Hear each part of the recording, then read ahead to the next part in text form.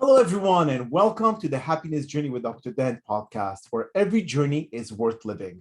My name is Dr. Dan, and I'm your host for today's episode. I am a cognitive behavior psychotherapist specializing in anger management issues, both court-appointed and private, marriage counseling, dissociative disorders, narcissistic personality disorders, depression, anxiety, dream analysis, and also provide life, business, and retirement coaching support. I provide individual one-on-one session and also do group settings. If you need any assistance, reach out to DMV Therapy and Coaching Services at 301-325-1550, and our website can be found at lifecoachdanamzalai.com. Today, I'm very excited to have for our fourth episode of season 4, a very special guest, Tanji Bailey. And just like every of my past episodes, I will leave it up to the guest to properly introduce themselves, as no one can do a better job. Tanji, the floor is yours. Well, hello, fluffy friends. My name is Tanji. I go by FluffyGirl, and I am honored to be here. So let me tell you about FluffyGirl, how she started off. Well, of course, I started off as Tanji, and I met my ex-husband, whom I affectionately call Baby Daddy. And before we even had kids, we were together since we were 20. I am 41 now, and we met in college. He's from down south. I'm from Gary, Indiana. So I had it cool growing up. But he was from down south. His parents were pastors. So coming to college from Mississippi to Indiana, a party school, we party hard. We party hard. We party. But we kept partying. And then in our 20s, we were still together and on and off. And we kept partying. And then in our 30s, I said, I'm ready to settle down. I'm thinking that's what you're supposed to do. But he kept partying, and it became an addiction, and it became dark. And he, the nights alone from him being out, having a funk. And the only thing I could control was food. And he was from Mississippi, so I wanted to please him. So I cooked soul food all day, every day. And I steadily gained weight, and I was on a good day 400 pounds. But I loved him so much. I loved him more than me. I loved him.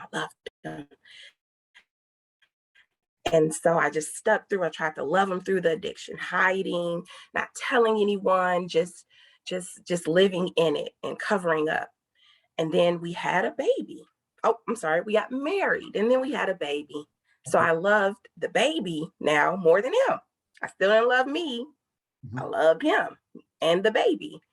And I kept gaining weight. It was just miserable. I couldn't love my baby right. All I did was just sit with her and lay with her and eat with her. So I was just steady gaining weight. And my ex-husband went back to nursing school, but he was still partying. I was still loving him and the kid more than me. But one day I said, you know what? I have to have an exit plan. I have to, because this is misery. It's misery. And he's miserable, but have the facade of being happy. He's doing what he wants to do. I'm doing nothing. I'm only doing what I needed to do to survive. And so I developed an exit strategy. I was going to get it started. He became a nurse. The money was great. I love the money, him and the kids more. But finally something clicked. I got knocked up again. And I said, no, these kids in this life. So I started therapy, and like secretively. Okay. Didn't even let them know. Okay. So I started therapy and then started liking myself more. And I literally went with the exit strategy. I sold our house, put him in rehab. He didn't want to. So that first stint was very difficult. But I knew we couldn't be together. We were just loving, the lifestyle more than each other. We were great best friends, but not romantic in any way. I mean, we got knocked up, but that was just one to the top. So while he was in rehab, I went ahead and I just started me walking. I call it the daily walk mood. And I started posting what my music mood was. And my friends, my Facebook friends, start holding me accountable. And I'm like, oh man, what? So every day I'm happy, like, or if I did not post in the morning, they would, hey, what's up? So Yes. then I started noticing I can walk and talk. Like I was breathing okay, like this is okay. I started losing the weight and feeling better. And I was still going to therapy. I was like, wow, I love this. I'm loving me. And so my ex went back to rehab and got himself together. He meant it, taking it, and I was loving myself. It was really contagious. And he saw that my girls were like loving this joyful mom. I wasn't just sitting back. We were taking walks together. We were eating well together. Okay. And Fluffy Girl came from just posting and accountability. And here we are now. Like I teach, I guide. I'm what I call a vibe coach. I don't want to say life coach because it's not a trend. It's really a lifestyle, but I don't want to jump on the life coach trend. So I'm a vibe coach. My niche is helping single people be single without thirst. Okay. Their main goal should not to be unsingle. Your main goal should be you. Mhm. And so that's what I do now. I spread joy. I found happiness while I was going through the separation and dating and going through the different phases of single life, which I can tell you about. There's 3 different levels of single life. And but happiness comes and goes, I'm joyful. I have now it's Fluffy Girl Joy. My brand is Fluffy Girl Joy because joy can't be taken away or shaken. It can move a little, but it stays there. That's the foundation of everything. So here we are. Wow. Now, when you say you're a vibe coach, now obviously everyone has a different energy signature, a different vibe per se. How do you Mhm. teach the singles to be able to start learning to accept themselves as an individual versus as to put themselves in a couple? Because as you said, without thirst, which is without desperation. So you have to accept yourself as someone that is alone, but not lonely. So you have to kind of like start learning Right. about accepting yourself as an individual. So what kind of Mhm. strategy do you offer your followers or your fans to be able to accomplish this task? Okay, well, so first with a session, and I don't want to give out everything, but I want people to come on and join me on this Fluffy Girl movement. Um, I teach them first, so I automatically say, "Hey, what is it you want, really?" And 99% of the clients say, I want a relationship, a relationship. I want to be able to find my mate." And I say, "Oh, no, no, no, that's not right. Mhm. Your first thing is to truly love self." It's easy to say, I love myself, or no, but to really walk it, we got to find that first, and you have to mean it, right? So the first session is really accept that it's you. So everything that you do, I don't, you ignore those red flags, accept that it's you. Okay. You cheated, accept that it's you. You didn't move on with your goals in life, or today you had a goal, accept that it's you. So once we go through that, and that's through journaling and really like talking it out. I'm not a therapist. Mhm. Like I said, I'm a coach. So it's more about being self-aware. Okay. So we accept that it's you. But what do you do with that? Then I hold what I call a forgiveness anonymous meeting. Forgive yourself for that stuff. Come on, I loved everyone more than me. So I need to forgive myself for that. I I did not really I had high self-esteem. I thought it was cute. I dressed in cute clothes, but I didn't love me. So I have to forgive myself. And you can't do that without acceptance. Mhm. And so what I do, and this is how I live every day of my life, or every day of my week is themed. And so I guide you through a theme. So Mondays are my favorite days of the week. And it really annoys people because I am that person. Every Monday, I'm like, oh, it's Monday. Like I'm always on fire. So my Mondays are Mission Mondays. What's your mission? I give people missions. Think things thoroughly through, then talk.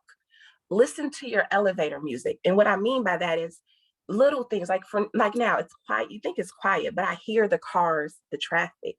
I'm hearing things. and not just taking it for. And so like Wednesdays are Whisper Wednesdays. Um, I'm more in a meditative mood because Monday I go extra fluffy girl hard. I'm a lot of energy. Tuesday is I call it Tanji Tuesday. So Wednesdays I'm really meditative. I'm really chill. I'm really laid back. Or everything I really, even with my kids, everything I say is just really hey, because you can hear me better when I'm a little bit more chill. Thursdays are thirsty Thursdays. What are you thirsting for? What's in your cup? Fridays, are you flirting? You flirt with what's in your cup. So every day is a theme day. Write it down or blog it. Like me, I show it to the world what my day is. It's like what my theme is. Saturdays are Keep It Simple Saturday. Kiss it, kiss it. I say things like, do it. It's so simple to say do it, but to do it takes it out of being simple. Correct. So when you're intentional every day, you get used to it. I don't have to walk around saying, hey, it's Whisper Wednesday. I'm just living in it. So that's how I get through. And we do that for about a month and it becomes their way of life. And you have and then they learn how to be selfish. A new habit, right? I just live it now. And so then after you go through the guided days and weeks, then you learn how to be selfish. And people think being selfish is such a negative connotation, but it's not. When you're emotionally wealthy and cool, selfish is okay because everything under that pretty much goes cool. So like I'm raising amazing children, not just for their self-esteem, but because I don't feel like yelling. I don't want to yell all day. So my kids are dope because I'm selfish. I only talk to dope, like my men, I only talk to dope men in this single life because I don't want to deal with stuff. So everything I do is I only do what I want to do as far as my career because I'm selfish. And so that's how single people win. When you get all of that going, the greatness just comes to you. I don't come across, if I do come across some that's just them. It's not me. That's their self. So nothing really, I always focus on myself. I'm just that selfish. Well, that's an interesting angle. And also, I think that if someone learns to be happy alone, they could be happy with someone else. Because the happiness is always, I think a lot of singles out there, because I do a lot of dating coach as well. I help people understand what do they want to accomplish if they meet their significant other. Let's say putting aside, them being alone, they said, when you find someone, how is your life going to change? Right. Okay. Right. And then when they really start thinking about it, they start saying, well, hold on a second. Is it really going to change? Or is it just going to be someone that I'm going to come home to and I'll be able to talk to someone? So, I've heard that like in the terms of when it comes to talking to yourself, it's also very healthy. It's also because that allows you to brainstorm how you guide your life in the near future. So having to talk to someone, it's not really going to make such a big change in your life. And sometimes make it worse to a certain extent if that person that you choose because of desperation or thirst, that will push you to having to start getting depressed, to start saying, oh, here's another mistake that I've done in my life. Right. And so like Sundays, my baby daddy, best co-parent in the world, every Sunday, no matter what, I have to myself, kid free, because we have an 8-year-old and 5-year-old. So I'm elderly and tired. So Sundays I get to rest, right? But that just because I'm free doesn't mean I'm available. And so men don't understand that. They think that it's so, like I had one fella say, well, you have a man who wants to hang out with you on your off days. Like, I don't get why you don't want to. Because I shouldn't have to feel like I have to. I love me. I'm okay with being with me because I'm so much to other people. Me is cool. It's okay.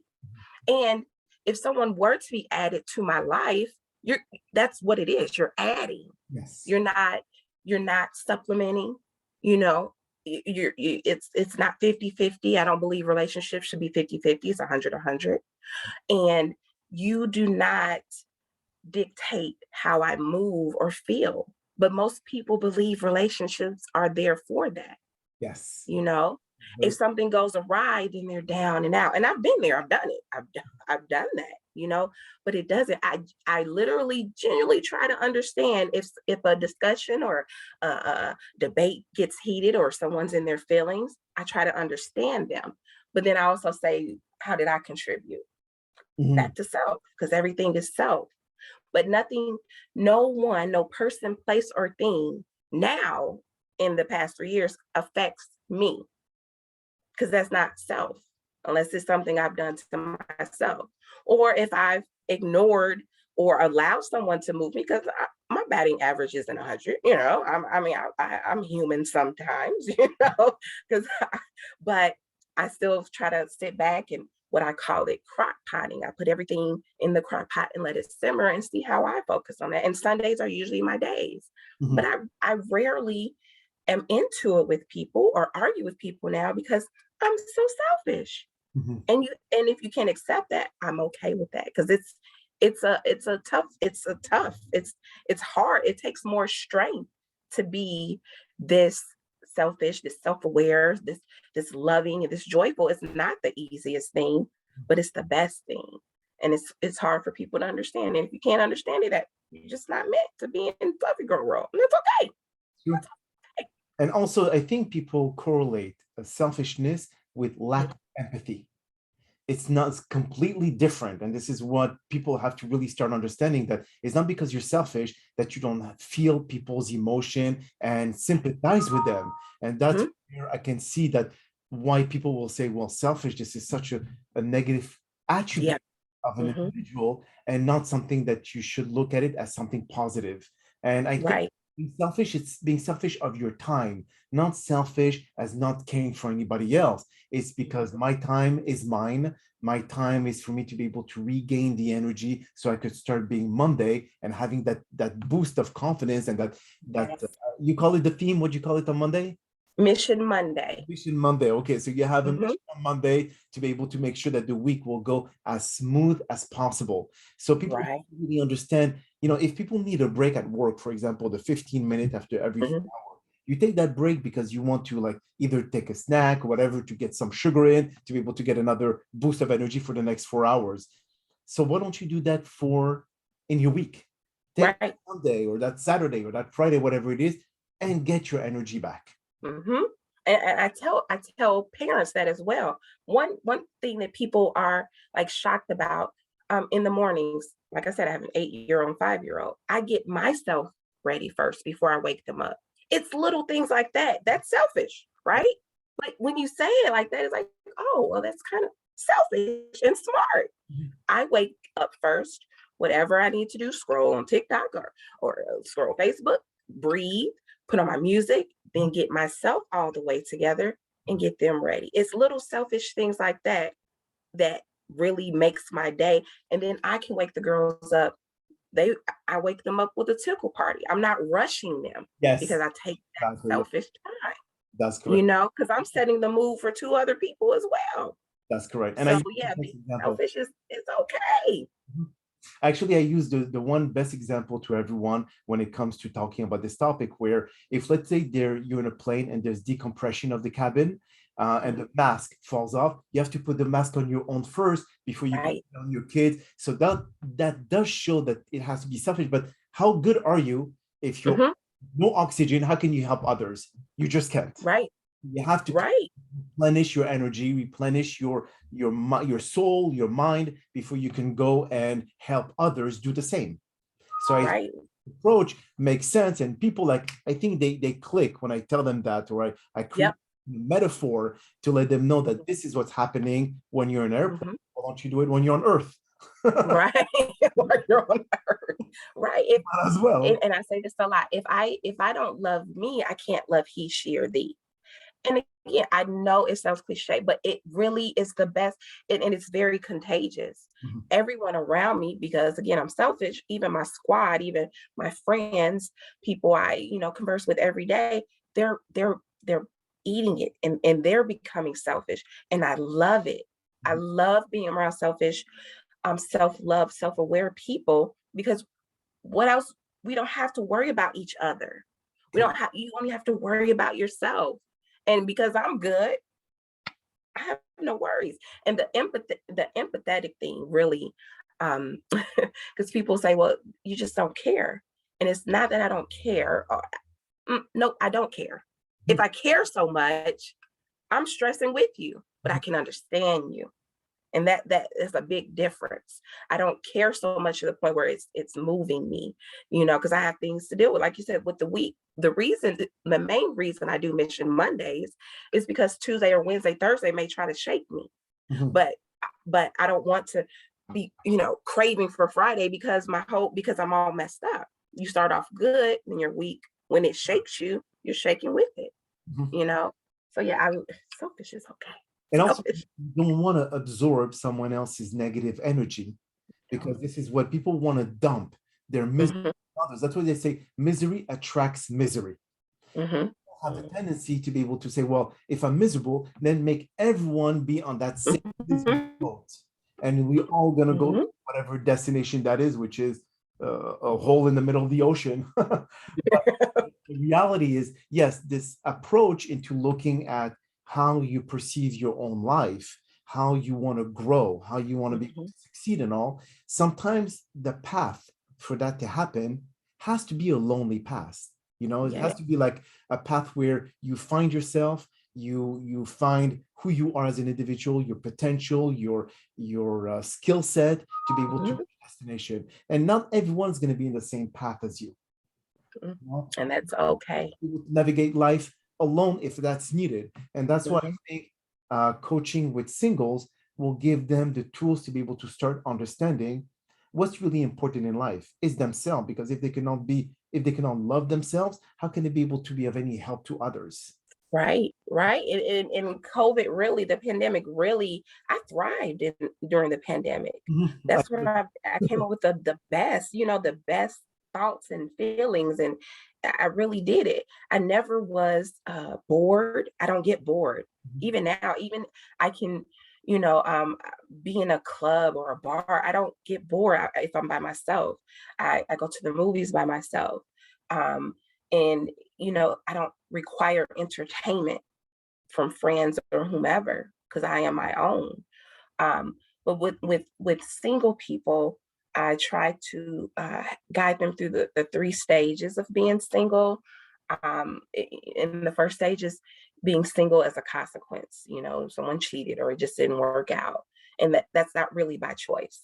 Mhm. But then the second phase is what I call the 304 phase, the dating phase, you're dating around, you're trying to get over your ex, so you're doing your thing, right?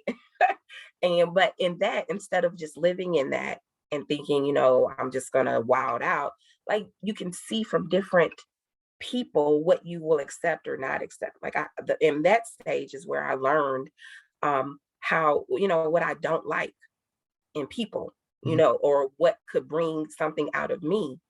And I don't believe you should move out of that stage until you know that it's not them bringing out of you. You just don't have to accept it. Mhm. So now that the third stage is the best stage for me is when you're single by choice.